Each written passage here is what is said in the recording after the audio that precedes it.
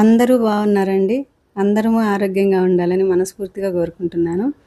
ఈరోజు వీడియోలో స్వీట్ షాపుల్లో దొరికే కారపు బూందీ ఉంటుంది కదండీ! కారాసు అవి మనం ఇంట్లోనే ఎలా తయారు చేసుకోవాలో చేసి చూపిస్తాను. ఒకసారి చేసి పెట్టుకున్నామండి ఒక 10 రోజులు, 15 రోజులు నిలవ ఉంటాయండి ఇవి. ఇంకా ఎక్కువ రోజులు ఉంచుకున్న మళ్ళీ ఆయిల్ కాబట్టి కొంచెం స్మెల్ వస్తది. దీనికోసము శనగపిండండి. నేను ఒక 3 కప్పులు తీసుకున్నా. జల్లించి పెట్టుకోవాలి ఈ శనగపిండిని. దీంట్లోనైనా కానీ మామూలు జల్లెడతోనైనా కానీ మొత్తం 4 కప్పులు తీసుకున్నానండి. 4 కప్పులు శనగపిండికి ఒక హాఫ్ కప్పు బియ్యపిండి వేసుకోవాలండి. బియ్యపిండి ఎందుకంటే కొంచెం క్రిస్పీగా వస్తాయి అన్నమాట, లేకపోతే మరి కొంచెం మెత్తబడతాయి తర్వాత.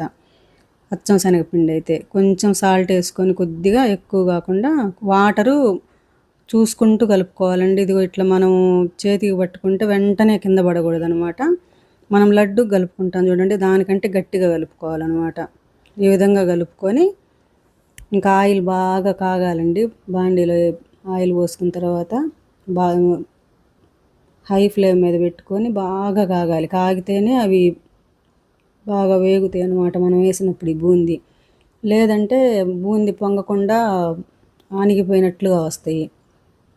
అందుకని ఇంకా ప్రతిసారి ఈ వాయి తీసిన తర్వాత కూడా మళ్ళీ హీట్ అయిన తర్వాతనే ఆయిల్ మళ్ళీ వేసుకోవాలన్నమాట, ఇంకొక వాయి. ఇంక ఈ విధంగా ఎర్రగా వేపుకోవాలండి. మనం లడ్డూకి అయితే వెంటనే ఒక పొంగు పోతుండగానే తీసేసుకుంటాం కదా బూందీని, అట్లా కాకుండా వీటినైతే బాగా వేపుకోవాలి. వేపుకొని ఇంక అన్నీ తీసి పెట్టుకోవాలండి. మళ్ళీ రెండో వాయి కూడా అంతే, మళ్ళీ బాగా ఆయిల్ హీట్ అయిన తర్వాతనే మనం వేసుకోవాలి బూందీని. ఇంక ఈ విధంగా అన్నీ చేసి పెట్టుకోవాలండి మొత్తము. హై ఫ్లేమ్ మీదనే చేసుకోవాలి ఇక బూందీ కారాలు అయితే మాత్రము. ఇంక ఇది లాస్ట్ వాయి అండి, ఇంకంతా అయిపోయింది. ఇంక లాస్ట్ వాయి కూడా ఇంకా చేసుకొని తీసుకున్న తర్వాత మనము వేరుశనగ విత్తనాలండి. ఇంకా అది మన ఇష్టం, వీటికి తగ్గట్టు వేసుకోవాలన్నమాట. మనం అది అయితే కొలతనేం లేదు. మనం అంటే ఎక్కువ తినేవాళ్ళని అనుకుంటే ఎక్కువ వేసుకోవటము, లేదంటే కొద్దిగా వేసుకొని వాటిని కూడా ఇప్పుడు మంటను తగ్గించుకోవాలండి. సిమ్లో పెట్టుకొని బాగా వేడి ఉంటుంది కాబట్టి బాండీ కూడా నిదానంగా వేపుకోవాలి. వీటిని బాగా వేపుకొని వీటిని కూడా ప్లేట్లో ట్రాన్స్ఫర్ చేసుకొని కొద్దిగా జీడిపప్పు వేసానండి. ఇక్కడ జీడిపప్పు కూడా కొంచెం ఫ్రై చేసుకొని వీటిని కూడా దాంట్లో వేసుకోవాలి. ఇంకా తర్వాత కొంచెం ఒక గుప్పెడు కరివేపాకు తీసుకొని ఇవి వేపి పక్కన పెట్టుకోవాలండి. దాంట్లో వేయొద్దు, ముందు వేయకుండా. ఇప్పుడు కొంచెం కారం ఒక 1.5 స్పూన్ వేసా, టీ స్పూన్ తోటి. ఉప్పు అయితే ముందు ఒక హాఫ్ స్పూన్ వేసానండి. కొద్దిగా పసుపు, కొంచెం జీలకర్ర వేసి, ఉప్పు అయితే మళ్ళీ ఇంకొక హాఫ్ టీ స్పూన్ కూడా పట్టిందండి, సరిపోలా.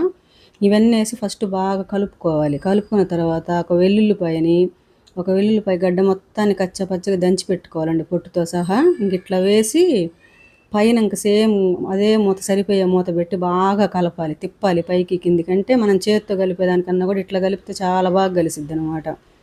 ఇంకా మొత్తం కారానికి ఉంటుంది, కారం అవన్నీ ముందు వేసుకుంటాం కాబట్టి ఈ వెల్లుల్లి తడికి బాగా మొత్తానికి కారాసుకు బాగా పడుతుంది అనమాట. ఇప్పుడు టేస్ట్ చూసుకొని ఉప్పు సరిపోలేదు నాకు, అందుకే ఇందాక ఒక హాఫ్ టీ స్పూన్, ఇప్పుడు ఒక హాఫ్ టీ స్పూన్ వేసాను.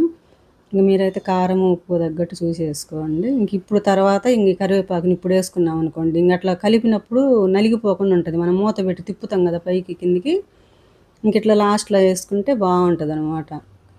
ఇంకంతేనండి, మన కారాలు అంతా ఈజీగా రెడీ అయిపోయినాయి. పిల్లలకైతే బాగా ఇష్టంగా ఈవినింగ్ స్నాక్స్ లాగా బాక్స్లలో కూడా పెట్టి పంపొచ్చు. నచ్చితే మీరు కూడా ట్రై చేయండి తప్పకుండా. థ్యాంక్ యూ ఫర్ వాచింగ్ అండి.